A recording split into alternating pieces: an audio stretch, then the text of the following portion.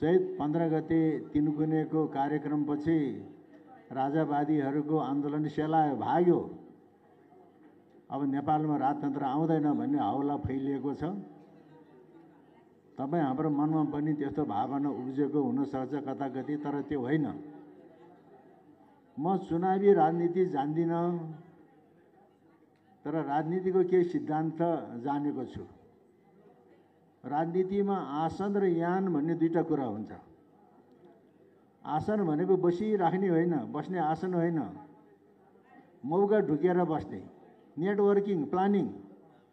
यान भनेको एक्सन। अहिले हामी एक्सन अवस्थामा छैनौँ, प्लानिङ, नेटवर्किङ, आसन। त्यो आसन अवस्थाको फर्स्ट च्याप्टर आज ओपन भयो। त्यो फर्स्ट च्याप्टरमा सम्पूर्ण ग्रन्थको सिनोप्सिस, सारांश हुन्छ र त्यो सिनोप्सिस सारांशको आधारमा अगाडि बढ्ने हो। र हाम्रो नेटवर्किङ, प्लानिङ, आसनमा हामी सफल भयौँ।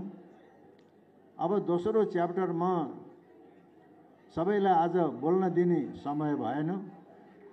हाम्रो नरेशबहादुर सिंहको एउटा पार्टी छ, किशोरी महतोको एउटा छ, अघि नै आयो सुशील चन्द्र अधिकारीको, मीरा राणा, रमा सिंह, त्यस्तै अरू साथीहरूको हामी छिट्टै नै एउटा मञ्च खडा गर्नेछौँ। त्यसमा उहाँहरूले बोल्नुहुनेछ र आजका महान वक्ताहरू तल फ्लोरमा बसेर चाहिँ सुन्नुहुनेछ। त्यसपछि युवकहरूको कार्यक्रम गर्नेछौँ। हाम्रो सोमसिंह सरकार मञ्च, नवीन मल्लको युवा शक्ति, त्यस्तै यज्ञशाला भन्ने एउटा चाहिँ युवकहरूको छ, हिन्दू सम्राट, कफन, त्यस्तै युवकहरूको एउटा कार्यक्रम हुन्छ। त्यसमा युवकहरूको प्रतिबद्धता उहाँले जारी गर्नुहुनेछ। त्यस्तै तपाईँहरू सञ्चारकर्मीहरूको पनि एउटा हामी जमघट गर्नेछौँ। तपाईँले हामीलाई कसरी सहयोग गर्ने त।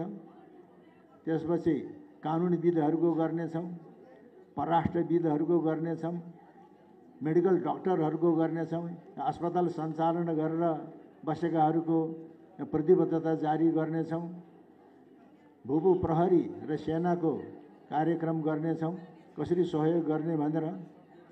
त्यसपछि एउटा जुम कार्यक्रम गर्नेछौँ।